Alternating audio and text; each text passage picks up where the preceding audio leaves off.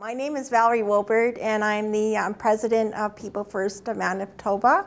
It's a self-advocate group for people with intellectual disabilities. And I was born with an intellectual disability. I grew up in a foster home with a foster mom and dad, and two foster sisters and a brother. And we lived out in the country, out in Poplar Point. And so I went to, when I was growing up, I went to a two-room schoolhouse, and I never got the chance to go to kindergarten, but I started in grade 1 and 2, and then grade 3 I had problems, so I went to a special education program in Portage Prairie. So I had to take the bus, so I was pretty young when I took the bus, and I was feeling scared and stuff about taking the bus with all the other kids. And then I came back for grade 4, 5, and 6. And then I went to started going back to Portage Prairie in grade 7 because I didn't have the school only went up to grade 6. So I started going to Portage Prairie in for grade 7, 8, and 9. And then I went into special education in grade 10, 11, and 12. And I think it was in 1979 I started my, I asked my parents if we could maybe move to Portage Prairie because I wanted to get my first job. So I started and I worked at the Manitoba Developmental Center in Portage Prairie, and I lived with my parents. And I worked at the Manitoba Developmental Center for about a year, and then I started working for work experience. I started working as a dietary aide in a hospital in Portage Prairie for 15 years. And I was living with, my dad had passed away, so I lived with my mom, and then I got my own apartment, and that was pretty good, but it was difficult because when I was growing up, because I had older brothers and sisters, I didn't learn how to do anything. So, and because of my disability, I felt like I didn't get the skills to learn, but so I had to learn really fast. And I remember when I was working at the hospital, I think I made like $1,000 that summer. So I felt that was very good pay, you know, but I worked really hard, and then I found out on my last day of work, a gentleman took advantage of me. And my parents, it was my 18th birthday, and my parents did nothing. So so I think I was after the 15 years of working at the hospital, then I got sick, and then I couldn't work there anymore. So I think then I moved to Winnipeg, and I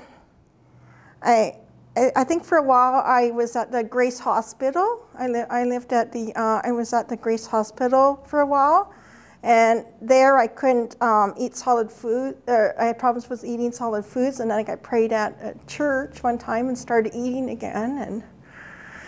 And then I met my first husband, and then my first husband was killed by Indian posses in I was married from 1994. I got married in 1994. In 1996, he was killed by Indian posses. And in the meantime, I lived in a group home. So I grew up in the group home situation. And so that was difficult, living with other women and men. And then for a while, and before I lived in the group home, I didn't have a place of my own, so that's where I lived at the Salvation Army for a while too. And then I went to this group home. Then after the group home, I went and got my own place again. I'm on permanent disability, so I can't get and it's taxable, so that's not great either. So you pay a lot of high taxes on it, and people look down on people with disabilities. They don't feel that they can work or do anything. And now I live with my husband, and we have 2 cats, and we pay over $925 a month on housing. I think I bring in a little over $1,000. I think 1,500 something. No, that's from my job, but then they take taxes off all that, so then you feel you can't do anything. And then my husband's only been able to work about 5 hours a week for the last 2 years. So, you know, I'd say about $10,000 of us goes to the rent alone. But I am kind of feel a little more privileged than some other people, unfortunately, but I worked hard for that too. And I do kind of get to go to different things, but I'm now, because I'm the president of People First of Manitoba, and if I didn't have being part of that, then I wouldn't be going to different places. I wouldn't have the privilege of going because I wouldn't be able to afford it. And once a year I do participate in the Walk in the Marathon, and all that funds goes back to help out people with intellectual disabilities. But it would be great to kind of go to university or any of those things, but you can't. So. And you have limited stuff that you can spend your money on. Yeah, it makes it difficult to.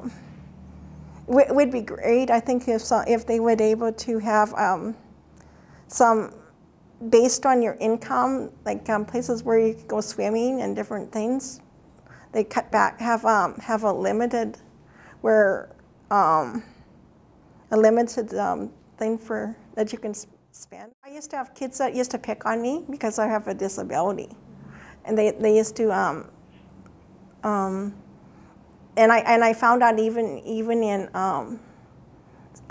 not in high school, but the junior high, kids used to pick on me because I had a disability and stuff, and I used to have kids that would poke me with elastics and pins, and one of them actually had to be the principal's daughter, so I had to have a talk with them and stuff like that. Yeah, and it was difficult in special education, like being more isolated. Well, I felt like I wasn't worth anything.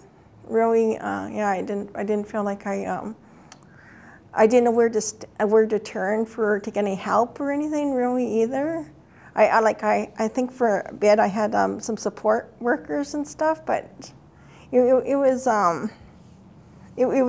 was difficult and stuff. Oh yeah, and I get the clawbacks. One time I did. Before I got married, for the second time, I did try and got a job, but then they would claw back from my disability plus my private insurance I would get clawed back.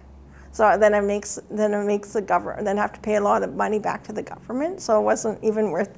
I didn't have a chance even to say that maybe I could go back to work again anymore. Yeah, I live in a 3-bedroom townhouse with my husband. And it's we pay about $925 a month plus utilities, so that eats quite a bit of our income. I'm still happy that my husband's able to bring some funds to help us, but they used to the place where we lived. It seemed like it used to be because they had to fix it up. So they were fixing it up, and it reminded me of Manitoba housing, and people were saying, because they were looking kind of shabbish, but now that's they started to fix them up, and it's difficult now to actually move into another maybe smaller, and the reason why we had gotten the 3-bedroom because we thought we were going to have a child, but unfortunately that didn't work out, didn't turn out, so you kind of get stuck. It's really difficult, like being considered poor, and a lot of people look down on us. They feel like, I guess, we're bums, and we can't do anything, and I feel like the government and put restraints on us. So we can't get out of poverty and become maybe more of a middle class. Yeah, which puts us more and more into different. Oh, and we have a hard time with the medical system and stuff too, and for a while, for almost 2 years, I hurt my shoulder, and I finally just got an MRI to see what maybe was the problem. But the healthcare is pretty hard. It's difficult, and if I had funds, I could just go to the States and get it done and then come back home again. But you can't. You just wait and wait and wait and wait and wait.